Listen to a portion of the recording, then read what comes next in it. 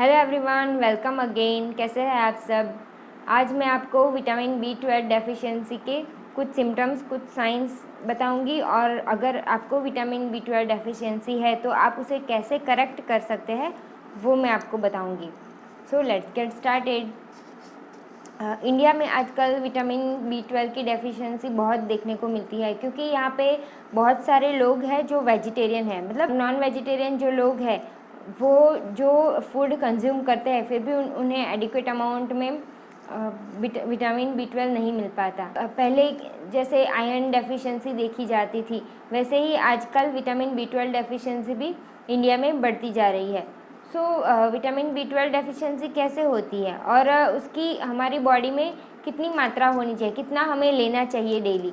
उसका जो recommended daily allowance है वो 200 to 900 नैनोग्राम पर ml होता है और अगर 200 नैनोग्राम पर ml से कम है आपकी बॉडी में तो वो विटामिन B12 डेफिशिएंसी कहलाता है।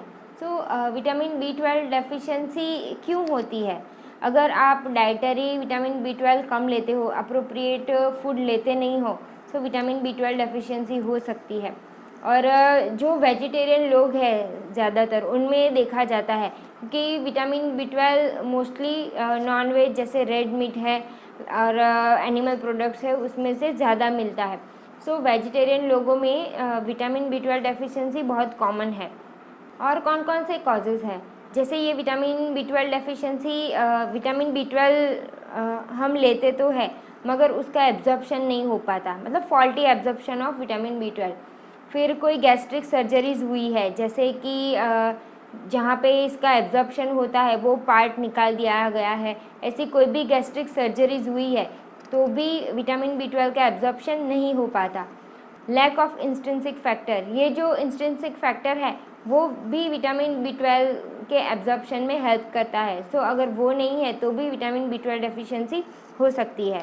ये इंस्ट्रिंसिक फैक्टर जो है वो गैस्ट्रिक म्यूकोजा, मतलब जो स्टमक के सेल्स है वहाँ से ये प्रोड्यूस होता है और ये फैक्टर क्या करता है, विटामिन B12 के साथ बाइंड होता है और वो इलियम तरफ जाता है। इलियम क्या है, वो हमारे स्मॉल इंटेस्टाइन का एक पार्ट है और वहाँ जाके ये B12 एब्जॉर्ब होता है। मगर ये इंट्रिंसिक फैक्टर नहीं होगा तो विटामिन B12 का एब्जॉर्प्शन भी नहीं हो पाएगा।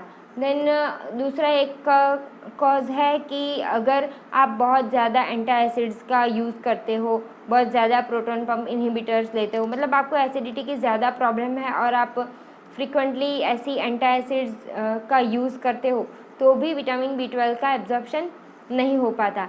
देन सर्टेन सर्जरीज़ मैंने बताई, उसमें कुछ बेरियाट्रिक सर्जरी जो आजकल लोग करवाते हैं वज़न कम करने के लिए, बेरियाट्रिक सर्जरी, उसकी वजह से भी B12 का एब्जॉर्प्शन नहीं हो पाता। देन सर्टेन ड्रग्स, जैसे एक कॉमन बहुत ड्रग है जो डायबिटिक पेशेंट्स लेते हैं, मेटफॉर्मिन करके। मेटफॉर्मिन ड्रग कुछ कंज्यूम करते हैं तो भी विटामिन B12 के एब्जॉर्प्शन में डिस्टर्बेंस हो जाता है। तो ये सारे कॉजेज़ है जो विटामिन B12 की डेफिशिएंसी के लिए रिस्पॉन्सिबल होते हैं। और अगर आपकी बॉडी में विटामिन B12 डेफिशिएंसी हो गई तो आपको कौन कौन से साइंस देखने को मिलेंगे?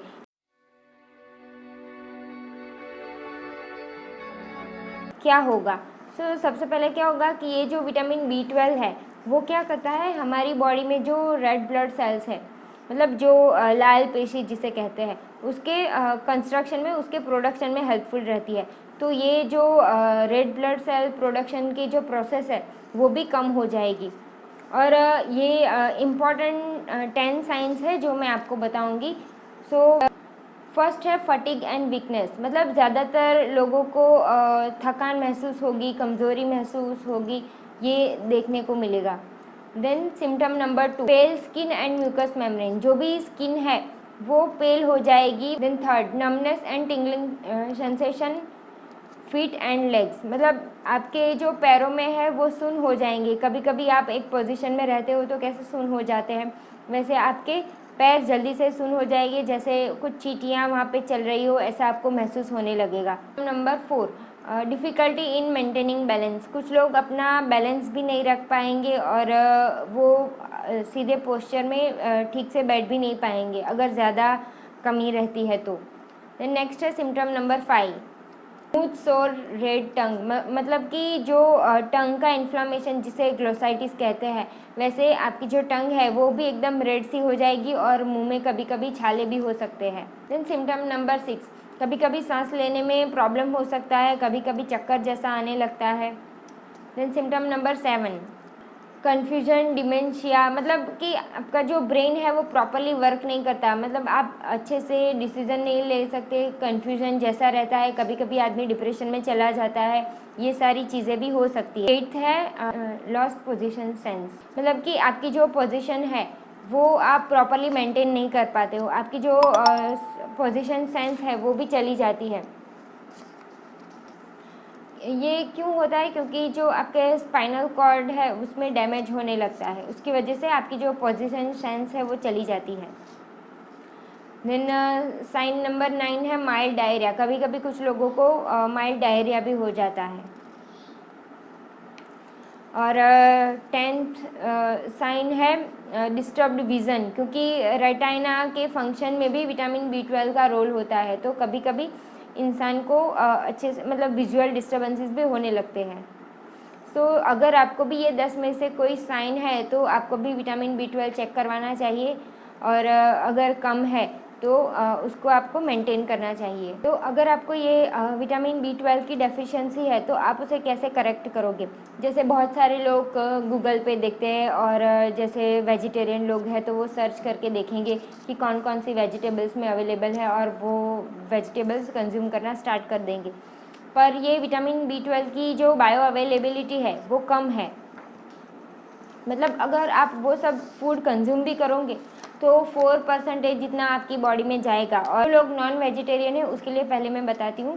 तो नॉन वेजिटेरियन लोगों को रेड मीट है वो अपने फूड में इंक्लूड करना चाहिए। देन फिश है, सैल्मन, टर्की एंड एग्स, ये सारी चीज़ें वो अपनी डाइट में इंक्लूड कर सकते हैं। रेड में पर्टिकुलरली जो येलो पार्ट होता है उसमें से विटामिन B12 मिलता है। कुछ लोग क्या करते हैं कि जो वाइट पोर्शन है वो लेते हैं और येलो पोर्शन फेंक देते हैं। तो ये हो गई नॉन वेजिटेरियन लोगों की बात।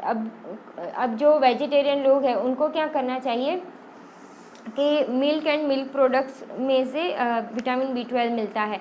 सो मिल्क है, अगर कुछ लोग को मिल्क इंटॉलरेंस है, मतलब लैक्टोज इंटॉलरेंस है, तो उन लोगों को मिल्क से बनी चीज़ें, डेयरी प्रोडक्ट्स, कर्ड है, बटर मिल्क है, चीज़ है, ये सारी चीज़ें लेनी चाहिए ताकि उनको विटामिन B12 उनकी बॉडी को मिल पाए।